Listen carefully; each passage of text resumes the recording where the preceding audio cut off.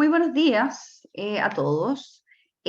Vamos a esperar unos minutitos a medida que la gente se vaya uniendo y partimos muy pronto.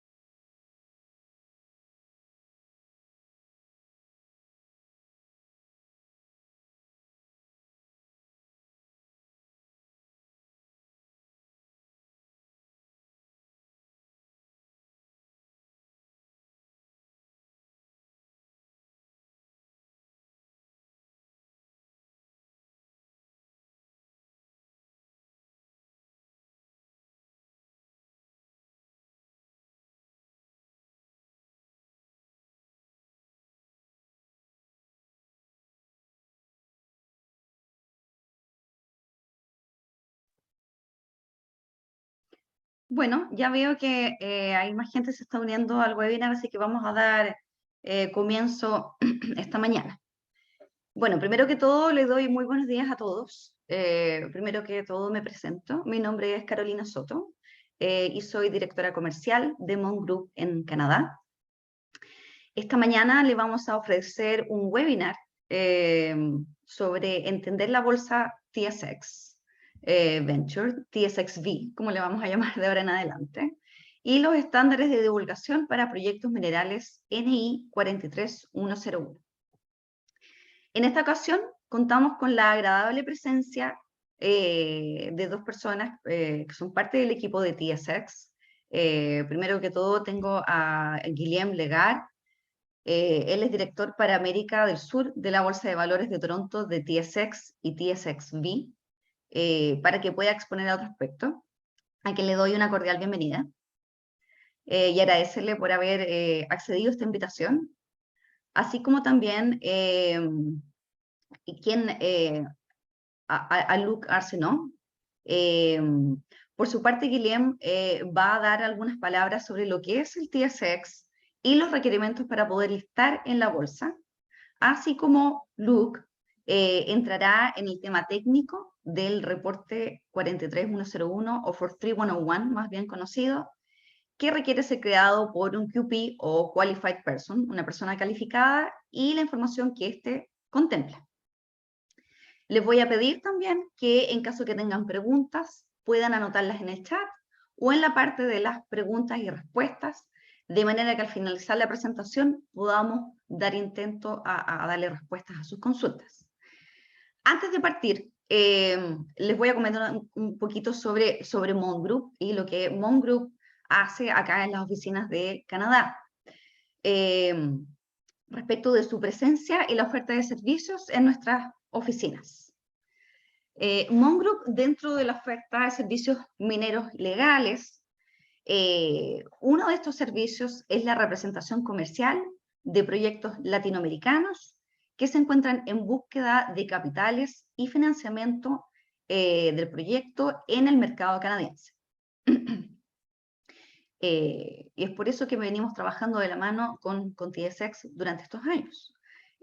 Así también, y como lo viene haciendo en sus oficinas ubicadas a lo largo de toda Latinoamérica, así como acá en Canadá y en sus oficinas en Miami, ofrece servicios corporativos a empresas, apoyando empresas latinoamericanas que deseen instalarse en el mercado canadiense, como a través de la incorporación de sus empresas y ofreciendo los servicios de hosting, los que incluye dirección legal, representación legal, la contabilidad y la administración tributaria, así como otros servicios que ayudan a complementar la instalación de estas empresas en el extranjero. Bueno, no los sigo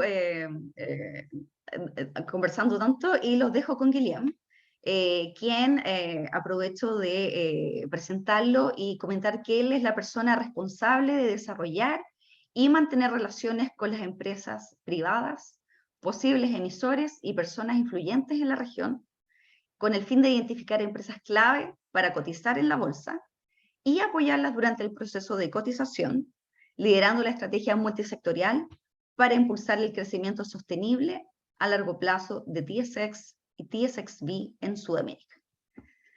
Guillem, te dejo, voy a dejar de compartir para que puedas comenzar con tu presentación.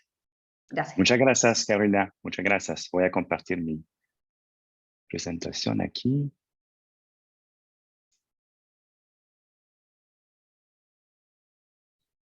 Bueno, entonces, buenos días a todos. Muchas gracias a Mon Group por la organización de este evento hoy. Gracias a Carolina, a Bernardo también para organizar este evento muy importante en toda la región. Y también yo pienso que es un momento importante para hablar de oportunidad de capital y también de la parte técnica que Luc Arsenault va a hacer después de mi corta presentación.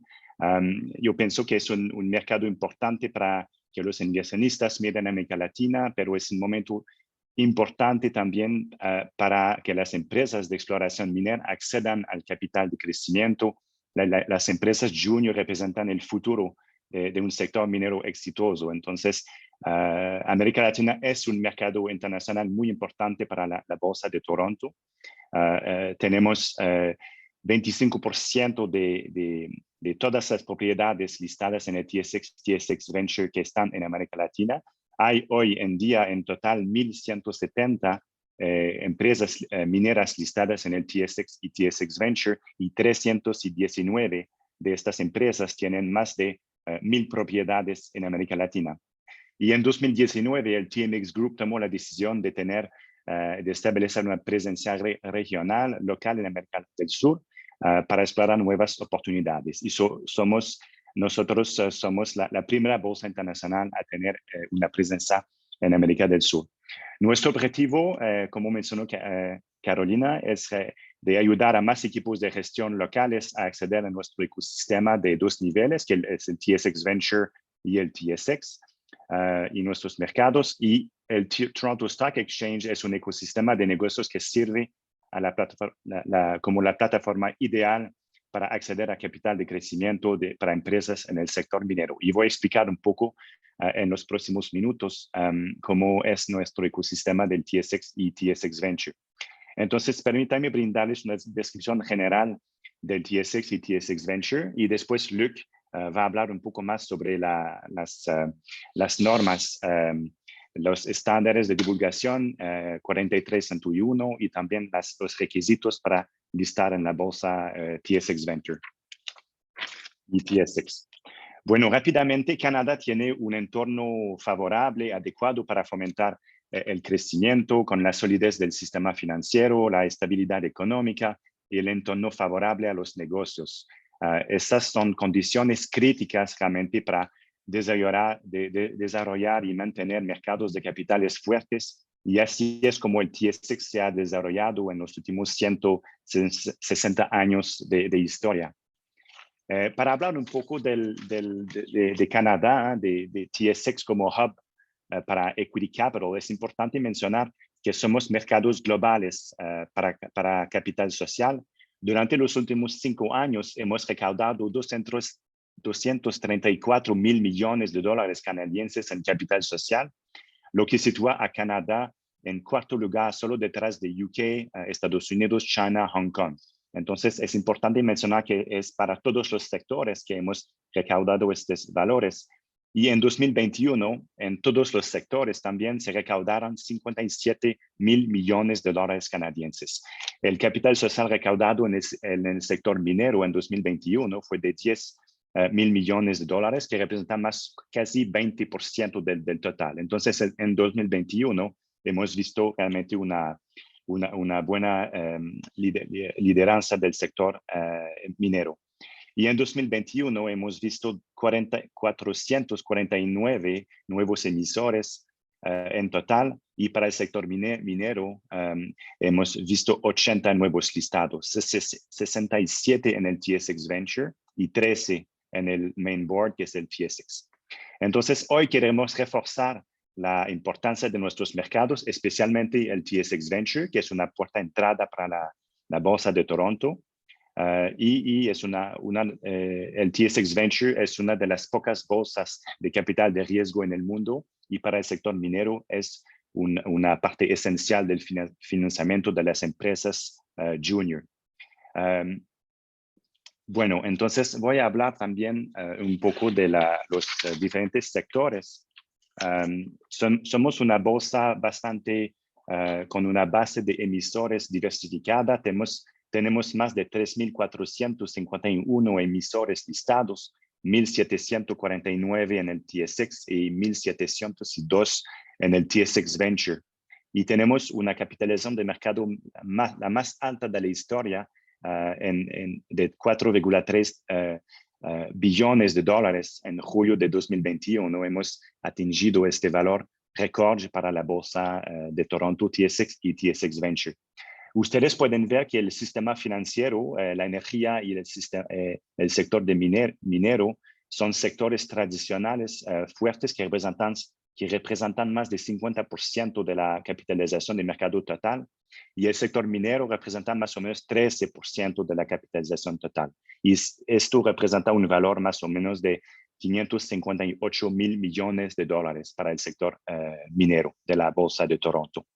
Una cosa importante es que el TSX Venture Exchange alcanzó 100 mil millones de dólares en capitalización de mercado por la primera vez en julio de 2021. Es un señal positivo sobre el crecimiento del valor de mercado del TSX Venture.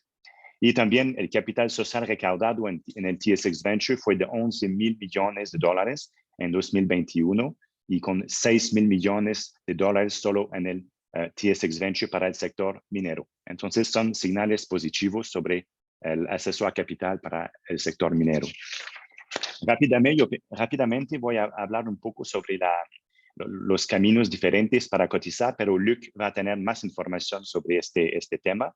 Realmente es importante mencionar estos caminos diferentes porque se pueden personalizar para cada empresa según las circunstancias. Nuestro ecosistema de 2 niveles, donde una empresa es un sistema único de 2 niveles, donde una empresa se puede inscribirse en nuestro mercado TSX Venture y luego pasar por la bolsa principal, que es el TSX, cuando sea el momento adecuado para satisfacer las crecientes necesidades de capital.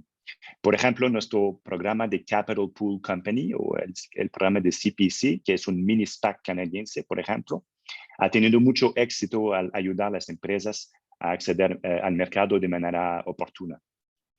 El programa de CPC es un vehículo exclusivo de cotización de Canadá ofrecido por el TSX Venture Exchange, que ha representado 50% de las nuevas inscripciones en el TSX Venture en los últimos 10 años.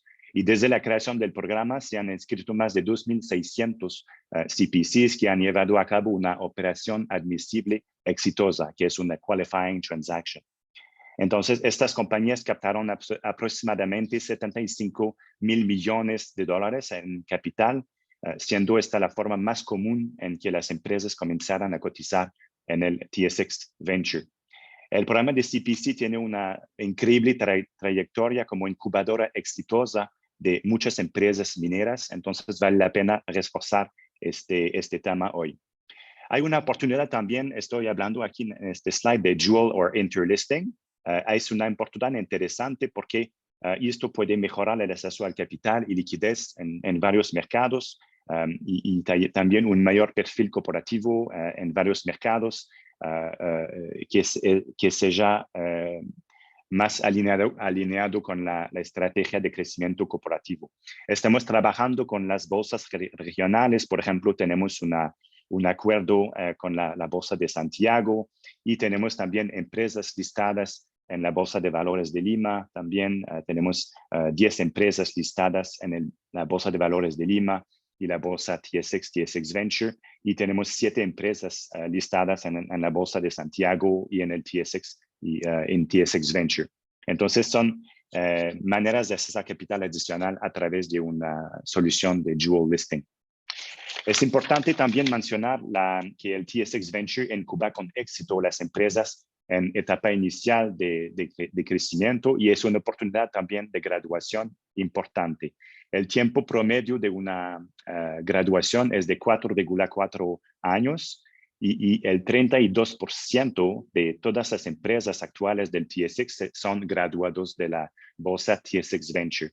Y el factor importante es que para el sector de minería, 52% de las empresas del TSX Mining se graduarán del TSX Venture y algunas empresas mineras más grandes que cotizan en el TSX comenzaron en el TSX Venture. Pasando rápidamente para hablar del leadership en el mining sector, somos líderes globales en el sector minero. El 35% del capital social global recaudado en el sector minero en los últimos 5 años se hizo en el TSX Venture, que nos coloca en frente del ASX, New York Stock Exchange, Hong Kong, London Stock Exchange y AIM. Y el 42% de los financiamientos globales en los últimos 5 años se hicieron en el TSX Venture. Hablando también de la importancia del ecosistema minero de Toronto, el 42% de las empresas públicas mundiales de minería cotizan en el TSX y TSX Venture y tenemos más de 250 analistas cubriendo el sector minero. La importancia de la graduación también, yo mencioné que el 52% de las empresas mineras del TSX se graduaron del TSX Venture y hemos visto 6 graduados en 2021, pero desde el inicio del programa hemos visto más de 300 graduados del sector minero para el main board. Esta slide es para mostrar los resultados de 2021. Hemos visto realmente un dominio del sector minero en nuestros mercados.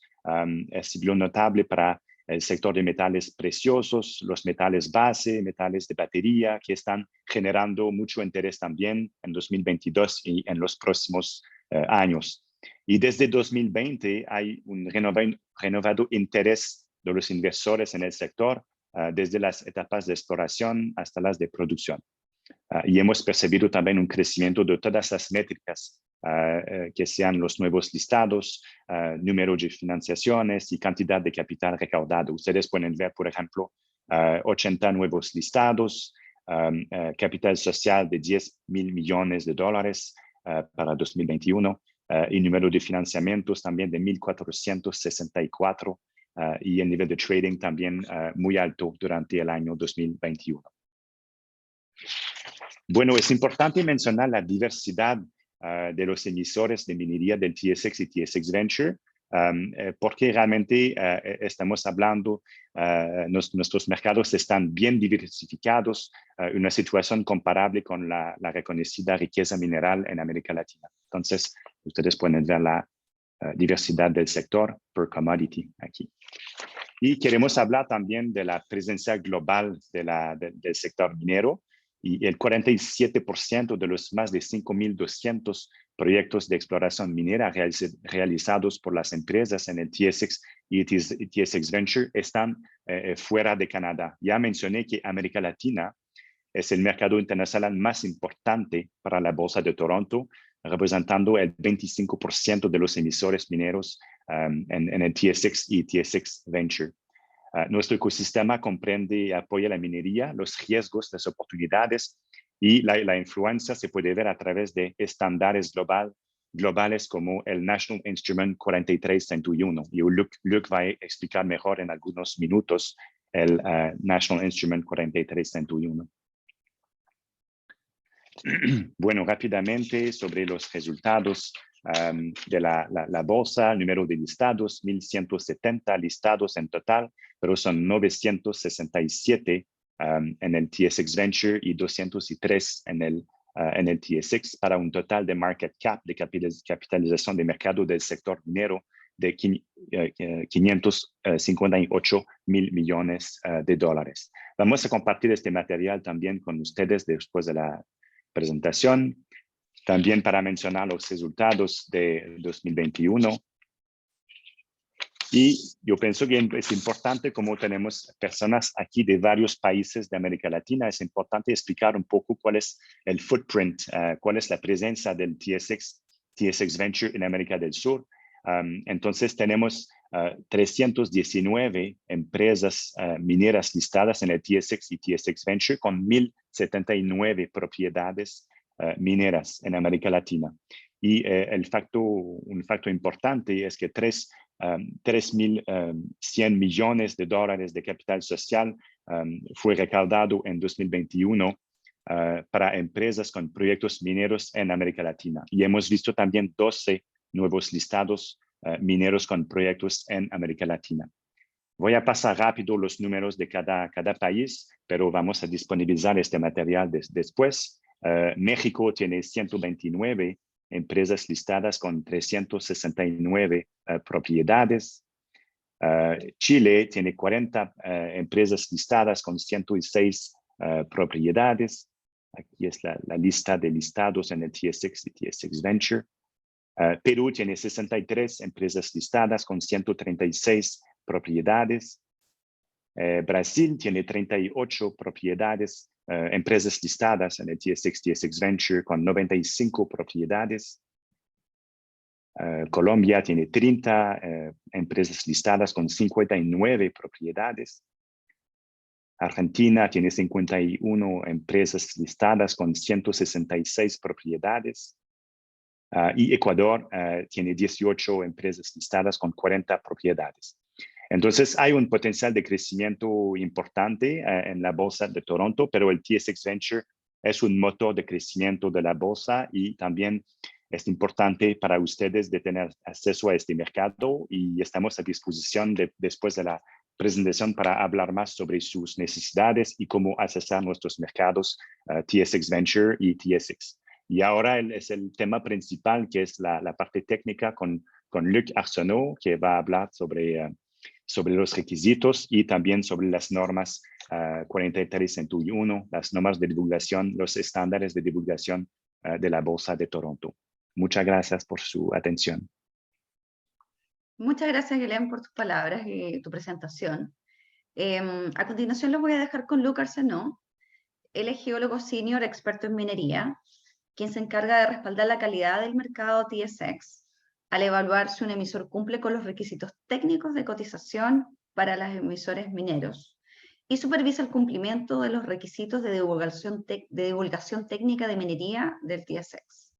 También actúa como consultor interno y apoya los esfuerzos de desarrollo de negocios relacionados con la industria minera, quien hoy va a ofrecer la visión técnica del reporte 43101. La presentación de Luc, las slides va a estar en español, pero él va a hacer la presentación en inglés, pero junto a Guilherme vamos a estar apoyándolo para las futuras preguntas y respuestas. Luc, please go ahead. The floor is yours.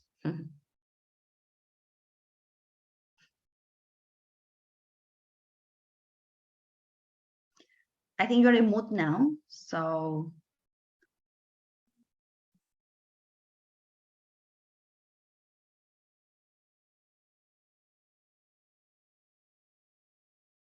just there we go. So you can hear now? I can hear you. And you can see the presentation? Not yet.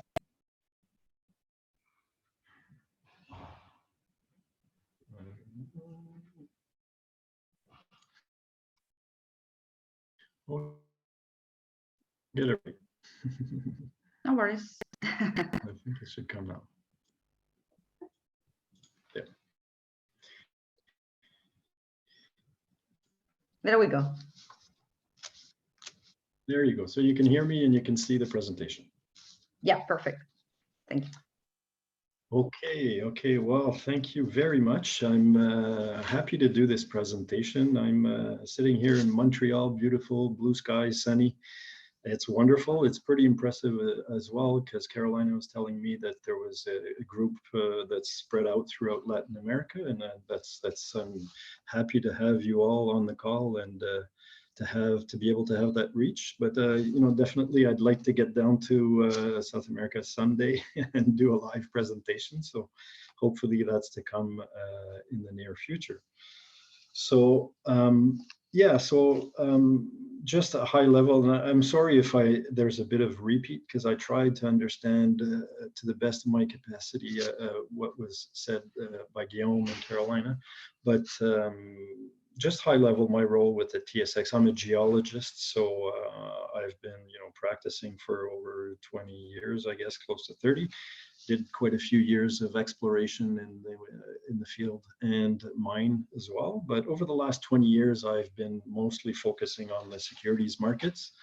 I worked about 10 years for TSX Venture and about 10 years with the Quebec Securities Regulator. And I've been with the TSX since 2018. So I'm hopeful that the guidance that I can provide useful guidance for companies that are wishing to list on both the TSX Venture and TSX. So that's kind of the objective of the presentation today. I think Guillaume did a very good job of, you know, showing our market, the TSX, both the Venture and TSX, and the opportunity that it gives to the market. So you have here a summary of what I'm going to cover. So of course, we mentioned 43-101 and the technical report requirements, but you could add to that as well the listing requirements for TSX and TSX Venture, because there is a rule, of course, that regulates how information can be disclosed for mining companies. But as you saw, there's like 1,200 mining companies listed on TSX, TSX Venture, and that is by far a majority. It's about 42% of the mining companies in the world are listed on the TSX, TSX Venture. So that's why Canada has developed the mining rule. So in order to have a healthy and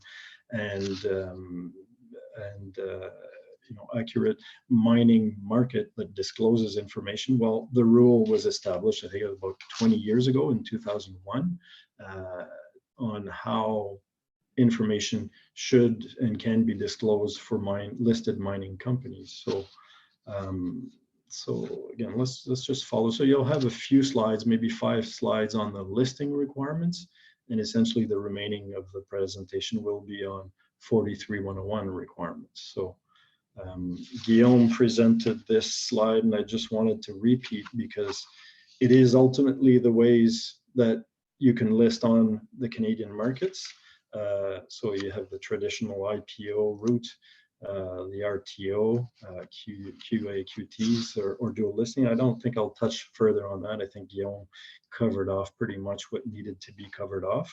And ultimately, the interesting side or advantage to our market is there's a listing that can happen for a very early stage mining project. So essentially a couple of $100,000 to spend on a project, and you can actually list that kind of project on the venture. And then TSX, if you're achieving or getting close to production, then there's a way of listing there as well. But there's also a vertical pathway from TSX Venture to TSX as a graduation. So, and I think again, Guillaume covered off the effectiveness of our market in graduating companies. And this is perfect for mining companies because, as you know, exploration generally with success will lead to increased value and closer to production. So that's the interesting advantage we offer, is a pathway to list on a senior market to trade along with producing companies and get a better valuation for companies. So just again, high level here, the specific listing requirements. And you know, I'm going to follow up with more detail on the following slides, but essentially we'll be covering what are the minimum property ownership requirements. You know, generally that's an option to gain an interest or a joint venture. So we'll be looking into that, exactly what the minimum property ownership requirement is. We also, of course, look at the management and the directors of the company, what is their experience. Of course, we need to see people that have technical experience, that have public company experience, financial experience as well. So that's part of the review process and the criteria that we look at for a listing. Financial requirements or working capital, of course, the listing needs to be supported by adequate financial resources. We don't want to list companies that run out of money, of course, in the next 6 months. So we do have specific requirements on the minimum amount of cash and working capital that is required to list a company. And again, just to repeat, this addresses requirements for TSX and TSX Venture. So we'll be covering those. And the basis of the information in a listing is provided usually in a prospectus or an annual information form or some sort of a disclosure document. So of course it describes the projects, but underlying that information, there needs to be a report, a technical report, a 43101 technical report that supports the disclosure in the information document. So we need to have on hand the current technical report that describes the main projects of the company. And then we'll see the specific listing requirements that, those can be, as I mentioned, early stage exploration projects and up to producing mining companies as well. So it gives you an idea of what we'll be covering and what those requirements are at a high level. So to start off on the property requirements, so essentially here you have a table with the left-hand side that shows the TSX Venture property, minimum property requirements, and on the right-hand side, the TSX minimum property requirements. So if we go at, counterclockwise, we'll start with the top left, TSX Venture Tier 2. Well, actually, to start off with, just as a general threshold, you can see that the minimum interest requirement is 50%. So generally, we want companies to have a control, so a minimum 50% interest in the project, and they're managing the work and the project and what needs to be done. So that's kind of like the minimum that is at all different levels of entry. So the minimum 50% property interest. So touching specifically on the top left hand, TSX Venture Tier 2, that property, so 50% interest, and also needs to have a minimum past expenditure of 100,000. We want to see the report showing that there's recent exploration work and that work is at the amount of at least $100,000 in the last 3 years. And then we look at the work program. So the minimum work program that needs to be recommended in that technical report that we use for the listing has to show a minimum phase 1 of $200,000 of a recommended work program. So that is the Tier 2 TSX Venture listing requirement. Then if we go to Tier 1, which is a higher level of entry, so a more advanced project and higher entry requirements. So the Tier 1, TSX Venture Tier 1, again, the 50% interest in the property and the Tier 1 property. What is a Tier 1 property? Essentially, it's a property on which there's mineral resources in the current technical report that is, of course, of substantial geological merit. The work program in the case of a Tier 1 is increased to 500,000. So we need to see a phase 1 uncontingent work program of 500,000. So that's the minimum requirement for Tier 1.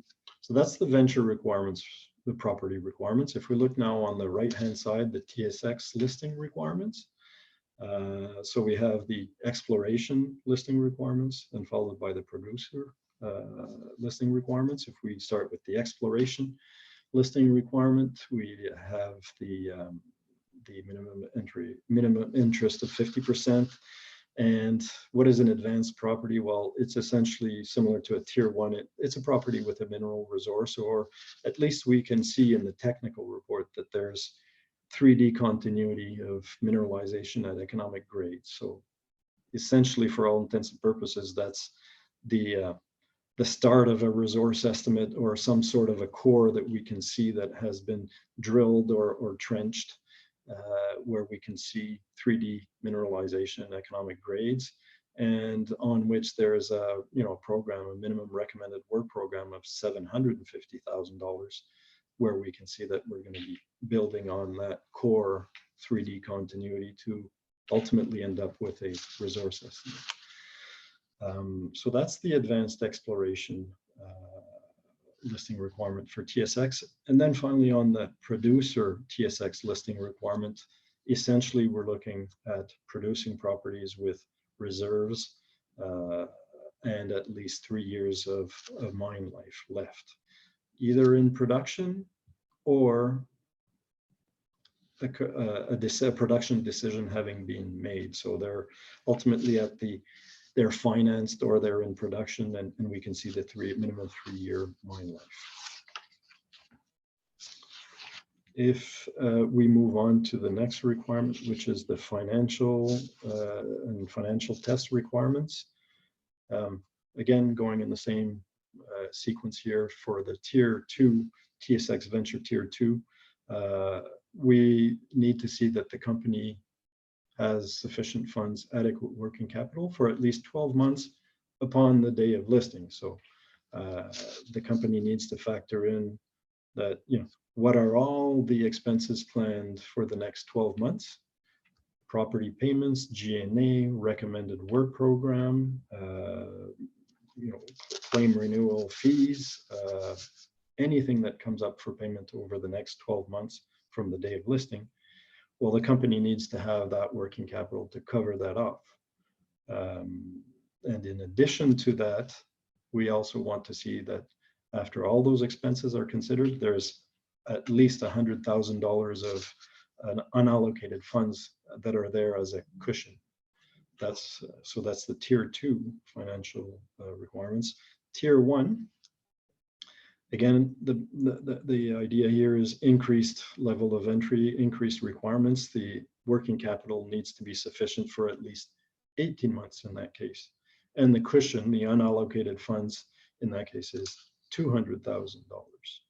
So when we look at a listing and we want the company to have those funds, well, the company needs to have that cash on hand, or at least have a financing that's going to be completed concurrent with the listing that will cover all of that expenses. Then going to the TSX exploration financial requirement, the minimum working capital is $2 million. So that's a minimum threshold. And then, of course, we want to see what's the company's planned work or expenses over the next 18 months. So we need to see a budget with all of the planned expenditures. That budget needs to be signed by the CFO. We want, so that a budget needs to be based on the cash at hand. So all of the cash that's available upon the day of listing, not future exercise of options or warrants or whatever. It's the available funds upon listing. So that needs to be sufficient for 18 months. And then, so following with the producer listing requirement of essentially adequate working capital. And of course, the listing in that case is based on, the funds available to develop the project or to continue the operation and show profits. So that's the cash requirement, the available funds or working cap requirement. But you can also see that there's a net tangible asset test, or NTA, where if for Tier 2, TSX Venture Tier 2, there's no NTA listing requirement. However, for Tier 1, there's a minimum $3 million NTA, $2 million of NTA. And for the exploration, TSX exploration, there's a 3 million NTA requirement. And then for the producer, that's 7.5. I think there's an error here on the tier 1, it shows 3 million. It should actually be 2 million in MTA. That's the requirement for tier 1 listing. So then we look at management. So of course, nothing wrong with having people that are new in the market, and we welcome that, but we also want those people to be accompanied by some evidence of public company experience. So board members or officers or insiders that are familiar with the management of public listed companies in Canada, ultimately that they've shown, you know, positive past experience in the markets. So of course we look at public company experience, technical experience, financial experience. Of course, when we look at the management team, those that are going to be managing the day-to-day operations, we need to see a CEO, CFO, corporate secretary. And so, yeah, that's something that we do look at quite closely, and ultimately sometimes actually suggest to the company that maybe they should find additional, you know, public board members that have public company experience, or because that has shown that it is very helpful. Of course, it's quite something to manage a public company, and when you haven't had that experience, it could be a very challenging situation. So for all of these this management team, the directors, the insiders, the officers, senior management, we also need these people to be verified. We need to verify the backgrounds of those individuals. And so in order to do that, the individuals are required to file what we call personal information forms, the PIFs. So it's a 5 or 7 page document that outlines the credentials of the individuals and indicates whether they've had past compliance issues with regulatory organizations, etc. We do verifications on the individuals, so that is one of the documents required for listing.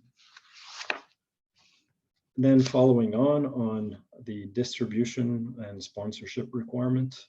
Distribution, ultimately, when a public company lists on markets, there's always a requirement to have a minimum number of shares held in the public, or a minimum number of shareholders. So that distribution in the case of a IPO will be achieved by way of offering the shares to the public, and you'll get the number of shares in the public or number of shareholders that way. And if it's a reverse takeover transaction, well, generally that is achieved by way of the fact that there's a shell that was listed that had that distribution that provides the distribution requirements. So, but if we go in detail what that entitles, what is the distribution requirement for TSX Venture on the left-hand side? Well, there needs to be a minimum 500,000 shares held in the hands of the public. For a tier 2, that number is increased to 1 million shares for tier 1. Tier 1 needs to have at least 250 shareholders. Tier 2 needs to have at least 200 public shareholders. And the shares held by the public need to represent at least 20% of the total outstanding shares once listed. So, so that's kind of like what defines public distribution for TSX Venture. If we look at Toronto Stock Exchange requirements, then there's a value requirement on the publicly held shares. That value requirement is at a minimum $4 million, and that needs to be distributed throughout 1 million shares at least, and that needs to be held by at least 300 public board lot holders of the company's shares. So that sets the stage for the distribution. So we mentioned sponsorship. What's sponsorship? Sponsorship is essentially a broker firm or a member firm of the exchange that acts as a third party that conducts a due diligence on the company that wants to list, and that allows us to have third-party validation of the company and the fact that it meets listing requirements, and there's a review of the directors as well on behalf of the sponsor. So that's generally required for new listings, but there's waivers or exemptions that are tailored when the company is doing an IPO. There's a broker involved there, so not really required in that context. So there's tailored exemptions. I won't go through the details for those, but just to mention that sponsorship is sometimes something that is required. Moving on to now, so we saw the listing requirements for TSX, TSX Venture. And again, 43101, National Instrument 43101, which is a standard of disclosure for mineral projects, was established in 2001. It is required to be followed for all Canadian-based listed companies. And exactly who enforces 43101? Well, when we review a company for listing, we do ensure that we conduct a review with respect to the requirements of 43101. However, it's not our jurisdiction to legally enforce 43101 as stock exchanges. That's not our responsibility. The way it works is ultimately the securities regulators are, they have oversight on all activities in Canadian markets. So essentially, they regulate the brokers, they regulate the stock exchanges, they regulate the listed companies that are listed on the stock exchange in regards to, for listed companies, in regards to the disclosure requirements. So 43101 is enforced by securities regulators, so like the Ontario Securities Regulator or Securities Commission or the British Columbia Securities Commission. But of course, when we list companies, we want to make sure that there's no major non-compliance with 43101. So that's why it's important for us when we talk about listings and we welcome companies to the Canadian markets. Well, after listing requirements, the next subject is 43111, because if there's any non-compliance once listed, of course, there's problems with the securities regulators that can halt the stock and require refilings and whatnot. So we want to make sure that the requirements are well understood and that companies follow those requirements. So just as high level, the basic principles of 43101, and this is kind of like the reasons why the rule was established, because there were problems in these 4 sections. Public disclosure at some point in time was just random and not coherent.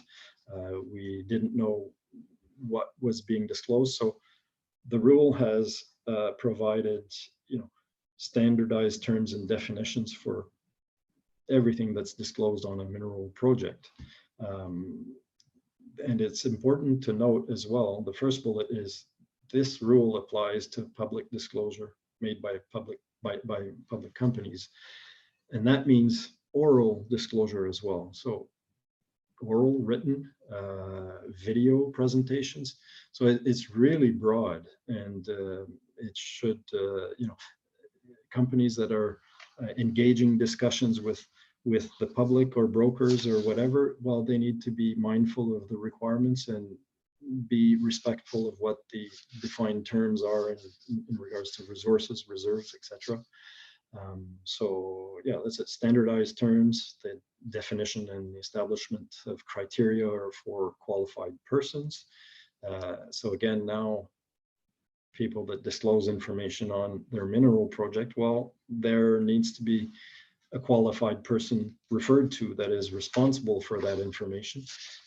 So the QP is a very key item in the rule, and there's criteria and a definition for QP. We'll be looking at that more closely in following slides. And finally, of course, there are specific items and criteria that are established for what is included in technical reports. So it actually, defines what is to be included in technical reports, and it also establishes when is a technical report required for a listed company. If we look at, what exactly does National Instrument 43101 comprise, what it includes? Well, there's a part of the 43-101 which is the rule itself. So everything on the left-hand side is rule basis. So the rule itself, the form 43-101F1, which is all of the listed items and the required information, that is rule. So when you don't follow those, you're liable to have the securities regulators intervene and ask for refilings or answers to questions. And at the bottom here, it's interesting to note that you have the CIM definition standards. So that's really interesting because the CIM is actually Canadian Institute of Mining and Metallurgy, and it is actually the industry that is responsible in Canada to establish definitions for reserves, resources, feasibility, pre-feasibility, etc. It provides guidelines and to practice and whatnot. But what's important is those definition standards, the CIM definition standards, so reserves, resources, are incorporated into the rule. So the rule says when you disclose resources, you have to follow the definitions of CIM. So it recognizes, the rule recognizes that there are definitions that are similar or identical, such as JORC and the Chile code and the US code.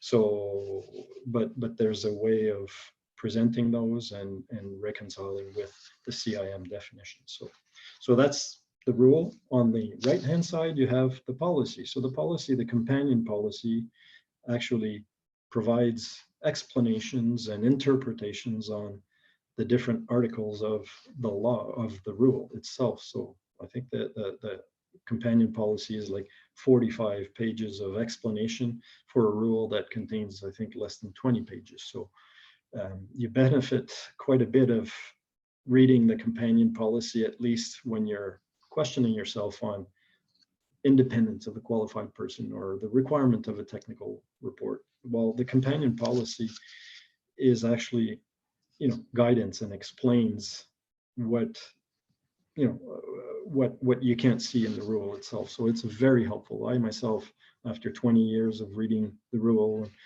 very often and just about all the time fall back on the companion policy and always learn something new about the interpretation. So just to touch on the rule, what it is and what it isn't. Well, first of all, what it is. It's a disclosure rule, right? So it's disclosure for mining projects. So it's something that is the objective of the disclosure rule is that public reporting and technical information be provided in a way that it's balanced, that it's not misleading, that it uses standard definitions, that if there's assumptions that are put forward, well, there's a reasonable basis that those on which those assumptions were established. There needs to be a qualified person that signs off on the information. So it's a disclosure rule. It's not a guarantee that the work that's done in the field is the high quality work that we would expect. That is practice. That is the company's practice, or the geologists or the engineers' practice. They're required to follow a code of ethics. They're required to follow the practices, the best practices of the industry. So the rule says, well, we expect the experts, the QPs, to follow their professional code of ethics and follow the industry best practices, but it doesn't say this is what the best practices are. That is the industry that provides that. That's the CIM. It's JORC in Australia. It's so it's important to note that the rule, again, a disclosure rule. The practice is the QPs, the professionals. Hopefully they're following the good practices. And generally what the rule says is if those aren't being followed, they should be stated in the disclosure in the technical report, and they should recommend what needs to be corrected to achieve those industry standards that are expected of mining companies. So it's also not a recipe for resource estimates. So it doesn't tell you how to conduct a resource estimate. It tells you how that resource estimate should be disclosed.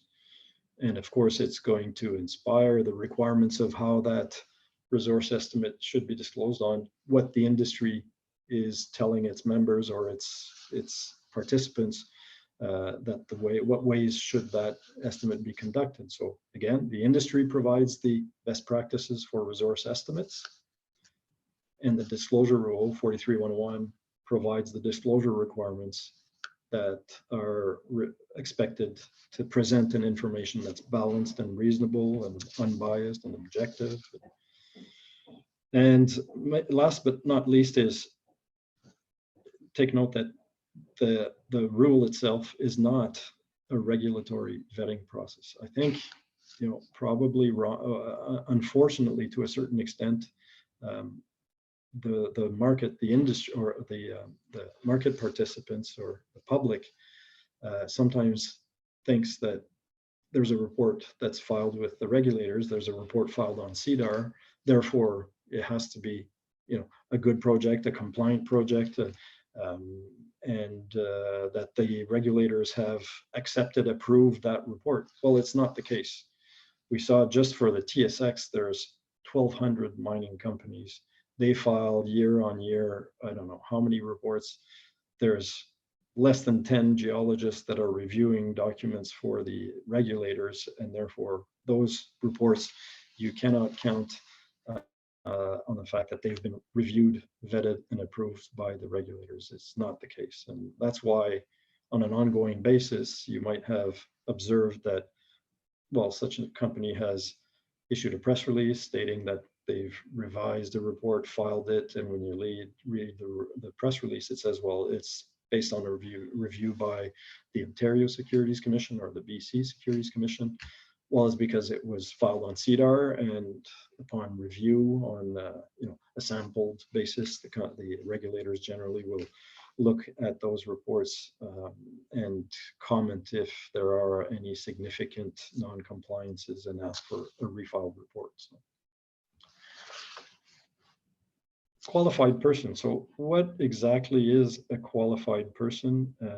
The rule has a definition, section 1.1, and you can see here just high level what those requirements are. So it's either an engineer or geoscience, so a person that has a degree, a university degree in that field. They have at least 5 years of experience in mineral exploration or mineral development, project assessment. Most importantly, they have experience in the subject matter that's being reported on. So it's not a coal geologist or coal mining geologist that's reporting on the gold project. That wouldn't work. They need to have specifically experience in the type of project that's being reported on. And finally, well, they also need to be a member of a recognized or accepted professional association.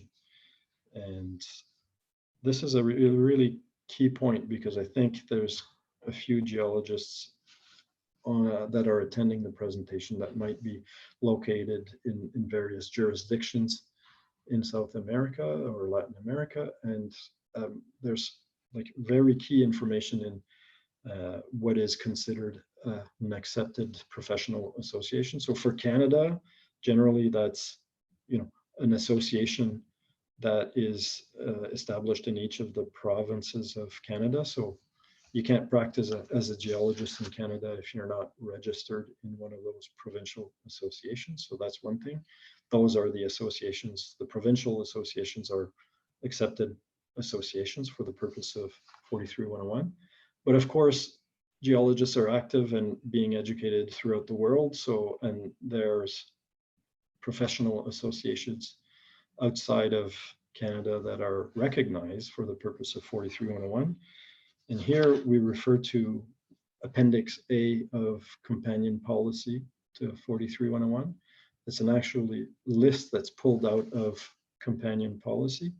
So it's a list that has two columns here. Very important to note those two columns. On one side, it's the name of the foreign association that's recognized for the purpose of 43101. So if you're not a member of one of these associations as a geologist, you can't practice as a QP and sign off on information and technical reports that are being filed in Canada. But very importantly as well, it's not just being member of these associations that are listed here, it's having that specific membership designation. So the column on the right is very important, because when you're a geologist registered with AusIMM, for example, in Australia, well, it's not just the regular membership that is required here. The membership designation needs to be a fellow AusIMM member, or a chartered professional member, so FAusIMM or MAusIMM CP.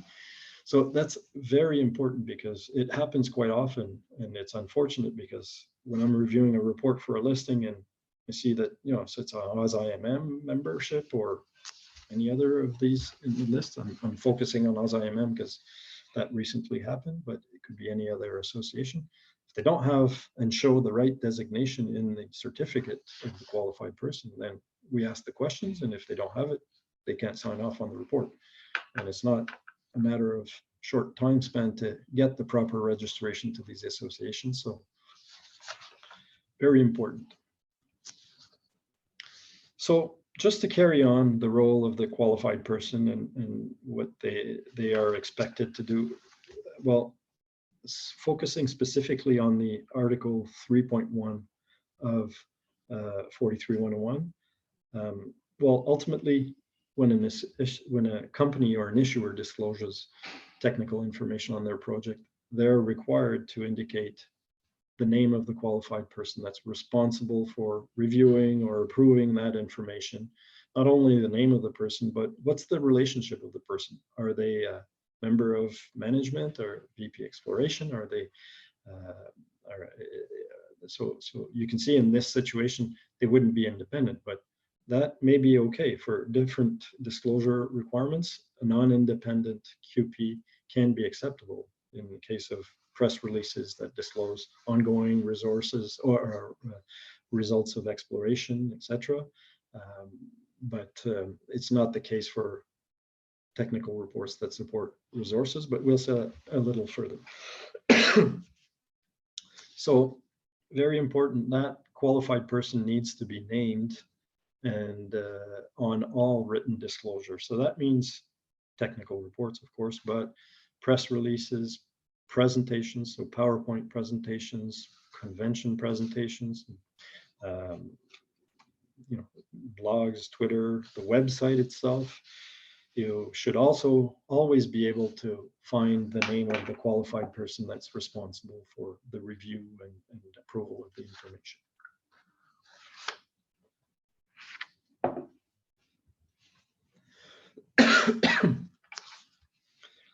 So moving on with the responsibilities of the qualified person. Ultimately, they're responsible for reviewing and verifying the information, the data that underlies the information that's being produced. Section 3.2 of Regulation 43101 of National Instrument 43101 actually deals with verification. So the information provided by a company when it issues a press release should state the qualified person's name and whether that person has verified the underlying data or not. And if they don't, well, they should explain why. And generally, it should be accompanied with an intention that, following the required work, the company will have done its proper verification. What else is the qualified person responsible for? Well, in the context of a technical report, of course, they're responsible for determining whether they need to do a site visit or not, and doing a proper site visit. So, and of course, in the context of a technical report, they provide consents and certificates. So, independence now, and I touched on that in a couple of slides ago, but so independence is something that may be required. It's not always required on behalf of the qualified person, of course. You know, companies issue press releases and you get the VP exploration that provides a summary of the results and is responsible for the information. That's fine. But generally for technical reports, particularly when there are significant milestones that are reached on the project, for example, resources or reserve estimates, then those reports and those QPs need to be independent. So when we say independent, what do we mean by independent? And the first bullet here actually summarizes the definition. There's a definition in the rule. 1.5 defines what the independence criteria is, but it's not a bright line test. It's quite gray in regards to how you determine that. But ultimately, ask yourself, would someone on the street from the public that knows all of the relevant information on the project and the QP, if they knew all that information, would they consider that you're independent? So you can see that's not a bright line test. So in order to provide some guidance, the rule at the companion policy, so companion policy 4311 at section 1.5, will provide a list of some of the criteria that can be used by regulators to question whether the qualified person is independent or not. So, of course, ultimately, if the QP is an insider of the company, if he's a director or a senior officer or VP of exploration, well, that disqualifies the individual of being an independent QP. You know, if they hold securities in the listed company or the vendor of the project, well, there's compromise of independence there, of course.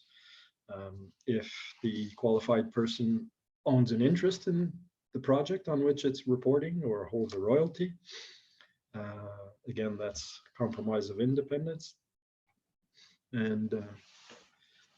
And the last test here you can see is if the qualified person has been working with the company or for you know, more than 3 years, and you get the majority of his salary is being obtained by this company, well, again, compromise of independence in that context. So it's not a fulsome list that you can go back to the companion policy and see what other criteria can be considered to establish whether you're independent or not, but that was a summary. So that was independence for the purpose of being defined in the rule. But what about TSX and TSX Venture independence requirements? Ultimately, in the context of filing of reports for a listing, independence is always required. So in the TSX listing, we need to see a current technical report that is signed off by independent QPs. And when, maybe just to be precise on this particular fact, is when independence is required, if there's more than one QP, it's all QPs need to be independent. So we've seen situations where the company or the consultant thought, well, we have a majority of independent QPs, but we have the company VP signing off on the report. Well, if independence is required, that report would not be considered independent. All QPs need to be independent. So, yeah.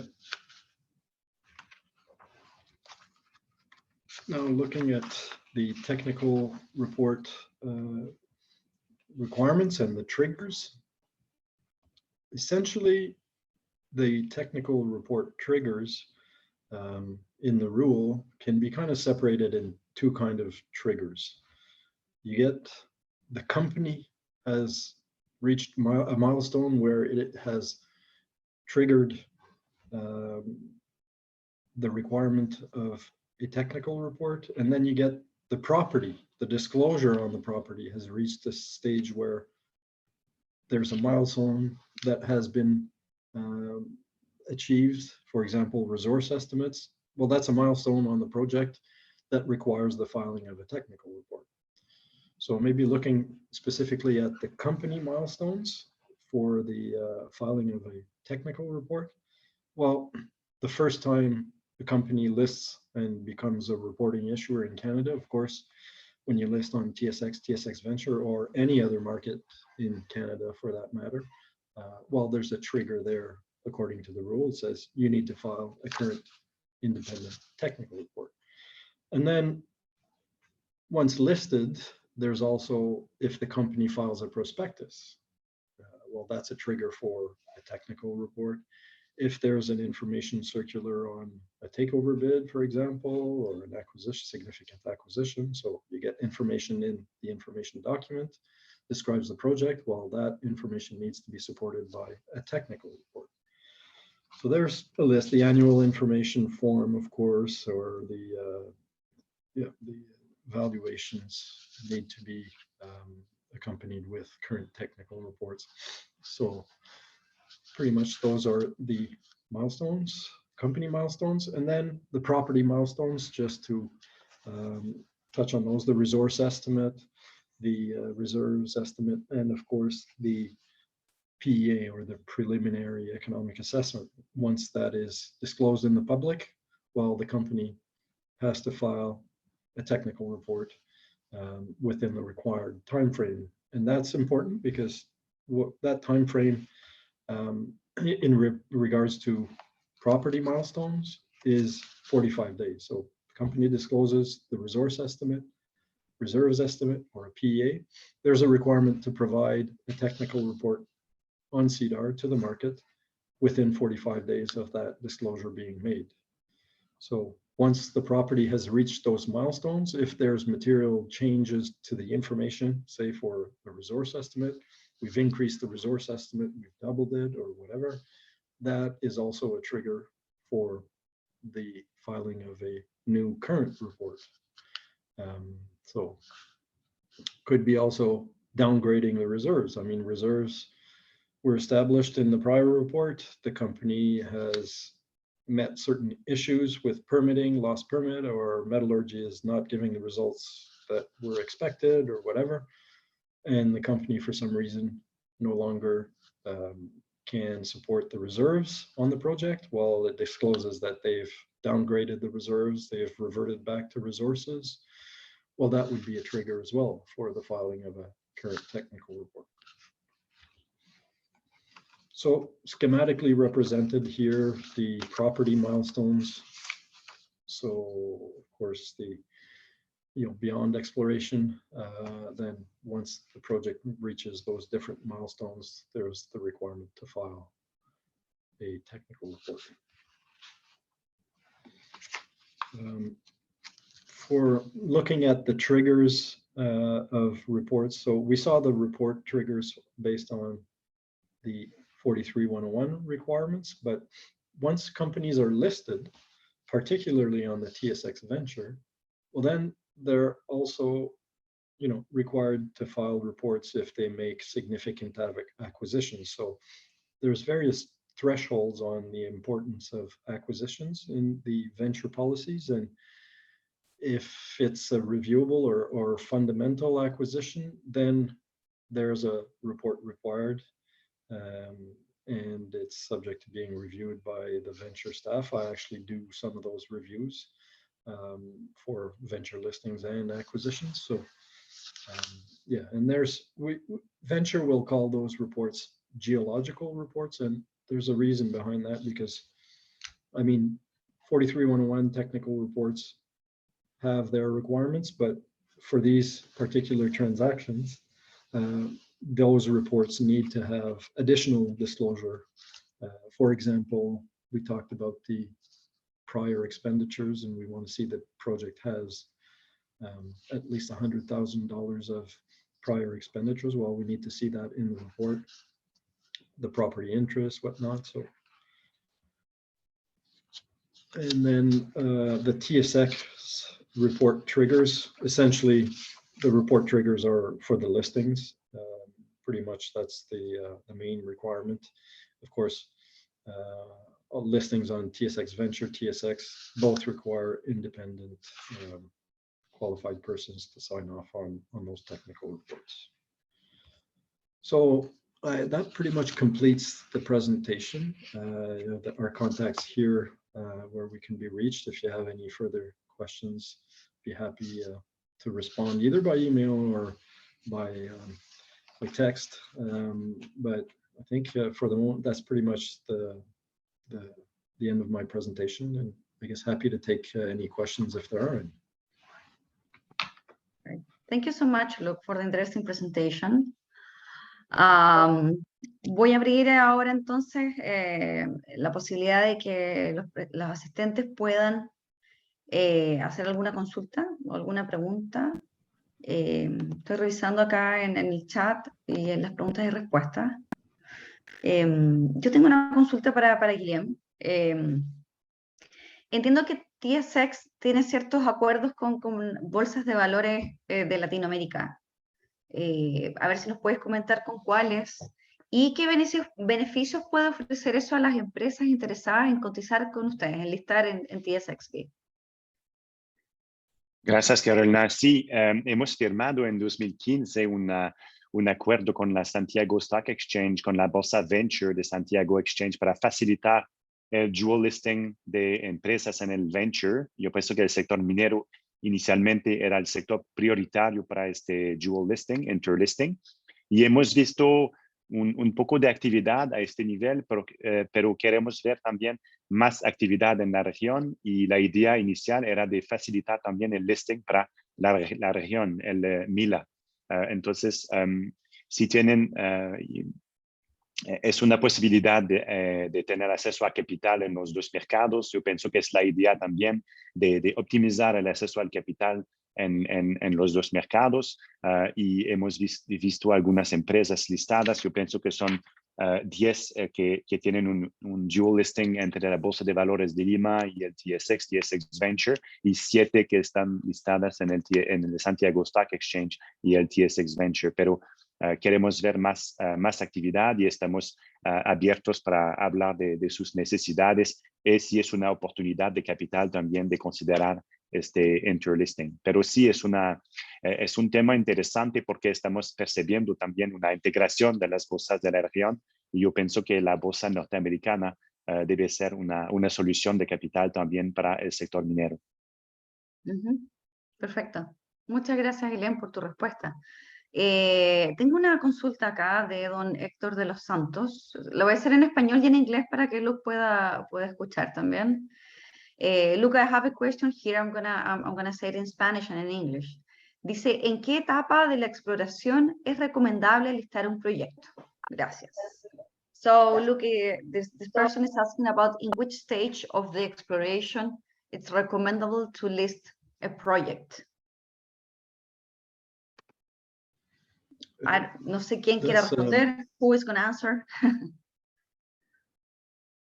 Yeah, it's really, it can be quite early. I mean, I guess the main threshold for how early can you list a company or a project, ultimately, if you have a project that has $100,000 of expenditures over the last 3 years, and for which there's of course some positive results, and we need further financing, another at least $200,000 of work on the project to move ahead, then that could be enough to list the project. Now, listing the project is what is important here, because I mean, as a property owner, are you interested in only selling the project itself, or are you interested in listing a company and financing? I mean, those are two paths that are significantly different. I mean, in the sense that if you sell the project to a company that lists with the project, then you're not involved in the listed company, right? You own the shares and you receive the shares for the sale of the project, but yeah. So on the other hand, if you list the company that owns the project, then I mean, there's significant milestones and steps, but at least you have a project that meets the listing requirements for venture. So for venture, it's quite low. A project on which you have $100,000 of expenditures, and going ahead, you have 200,000 that you need to spend on the project. Mm-hmm. And if I may add, Carolina, to Luc's comments, I think it's important to know that the TSX and the TSX venture, we are in a position to evaluate also the timing for listing and the possibility to access our markets. And obviously, we will look at the quality of the property, and Luc and his team can be very helpful in evaluating the quality of the existing reports, for example. But we also look at the quality of the management team, and we will also we can connect the project with, for example, CPC founders that would be looking at potential assets in Latin America. So looking at the listing requirements is one thing, but also on the other hand, we want to make sure that we are helping clients access our markets on a timely manner. So we're here to help, and do not hesitate to contact us. Uh-huh. Guillem, voy a traducir un poquito la respuesta que se dio, si me puedes ayudar también a complementar en caso de... Héctor, mira, en el fondo lo que dice Luc es que qué tan temprano en la etapa de exploración puede listarse, tan temprano como puede ser una exploración temprana. Igual, lo importante es demostrar que han habido gastos en el proyecto de $100,000 en los últimos 3 años, con resultados positivos, y que se cuenta con un capital de $200,000 para financiamiento posterior. Eso podría ser suficiente para listar. Ahora,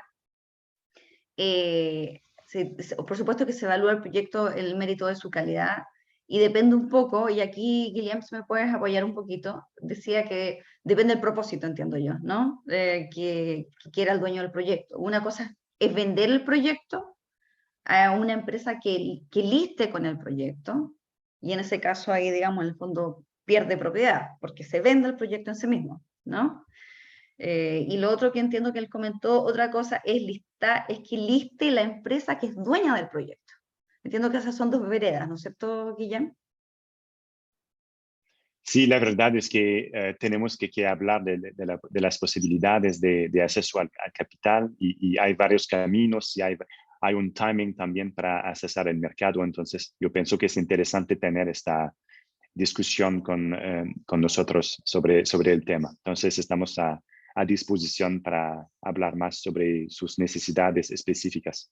Y en base a eso mismo que dice Guillem, y él agregó también a la respuesta anterior, es que tanto TSX como TSXV provee también una evaluación de los tiempos adecuados para poder listar y recomendar en base a poder conectarlos a lo mejor con un proyecto de CPC, que fue una de las primeras opciones que él comentó en un inicio, y también en base a la calidad del proyecto. Así que espero, Héctor, si te queda alguna duda, podemos... me dice gracias. O sea, así que entiendo que pude responder a tu pregunta. Thanks, Luca and Guillem, for the feedback. Héctor, I think he got it, the right information. Yo tengo una consulta, Guillem, y a lo mejor Luke también, respecto de, a la hora de poder listar en TSX, ¿es necesario crear una empresa canadiense para estos efectos? Look, I'm asking Guillem, maybe he's going to answer me here. In order to list at the TSX, is it a requirement to incorporate a Canadian company in order to do that, or not? I'm just going to answer quickly in English so Luc can understand my response, and then maybe we'll have something else to comment. But you do not have to be a Canadian company to list on the TSX and the TSX venture. There might be some fiscal considerations about being a Canadian company, or fiscal, I would say, or some specific situations where being a Canadian company could be or should be considered. And in this case, we would strongly recommend to talk to a securities lawyer in Canada to discuss about the different scenarios. But the bottom line is that you don't have to be a Canadian company to list on TSX or TSX Venture. Not sure, Luc, if you wanted to add anything.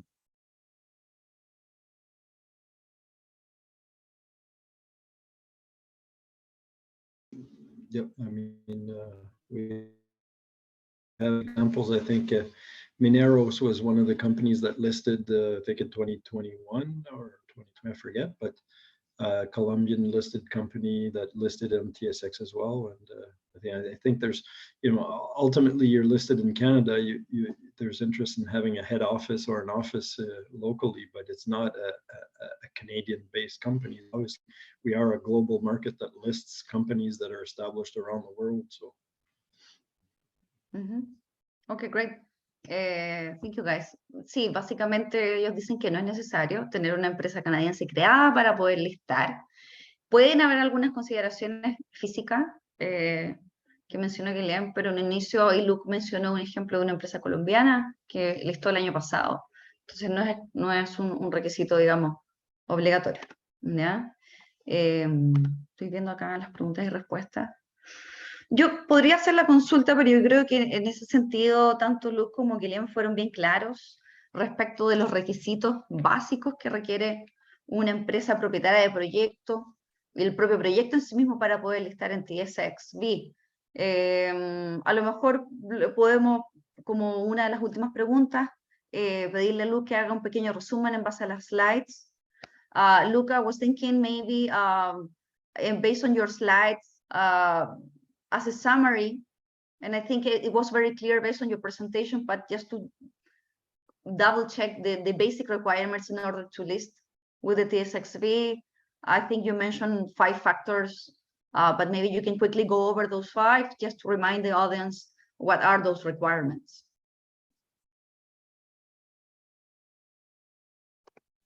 Sure. So it was, I forget what the number slide.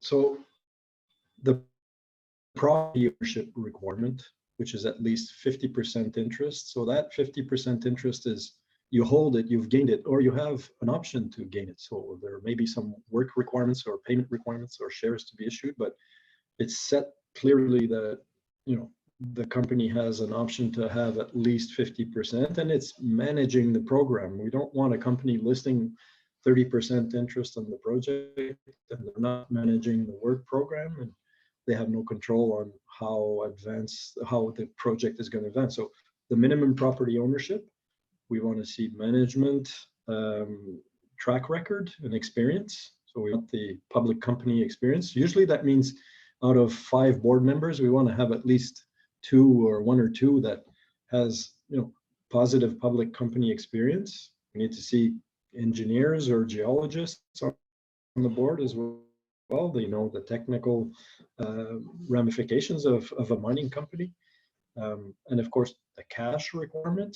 Ultimately, how advanced is your project determines how much cash you're going to need. If we talked about minimum $200,000, well, the cash requirement on that basis would be, well, the company needs the $200,000 to do the work program, the $100,000 of unallocated work capital, and then funds to support the G&A for the 12 months. That would be another minimum $200,000. So on the smallest listing, the financial requirement could be simply $500,000, $600,000, $700,000.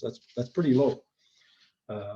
So the financial requirement, and then of course report, need a 43-101 report, and well, that will drive whether you list on exploration or producing listing requirements. So in a nutshell, that's kind of like the 5 requirements.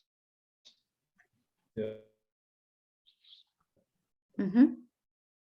Y hay un resumen de los listing requirements en el Guide to Listing del TSX en la página 34.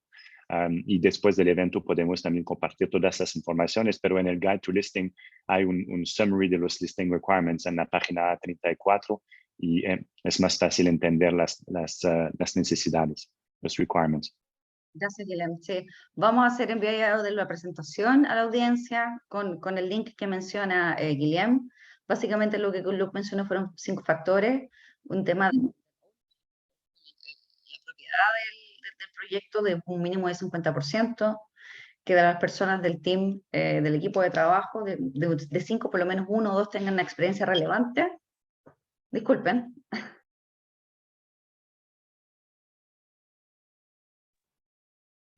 Estoy con una alarma acá en mi casa, denme un segundo.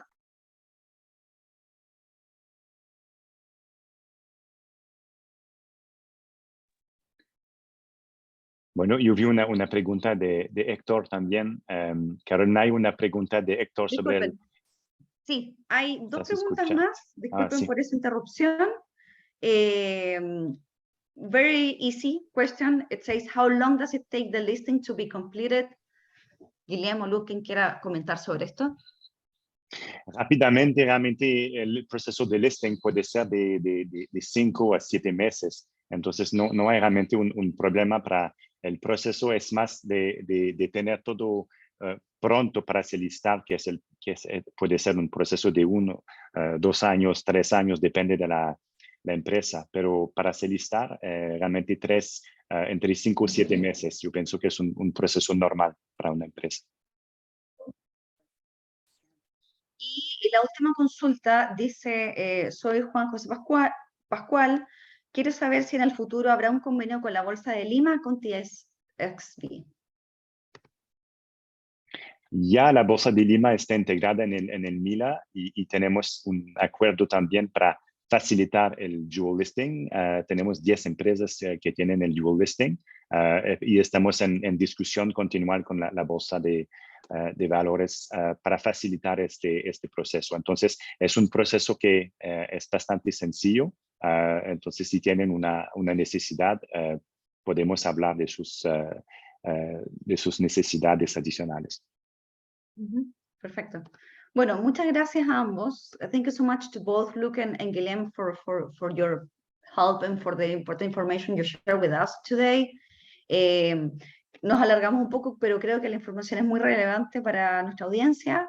Como les comenté, le vamos a enviar la presentación, el webinar grabado y con nuestra información de contacto para que en caso que tengan más dudas podamos establecer contacto.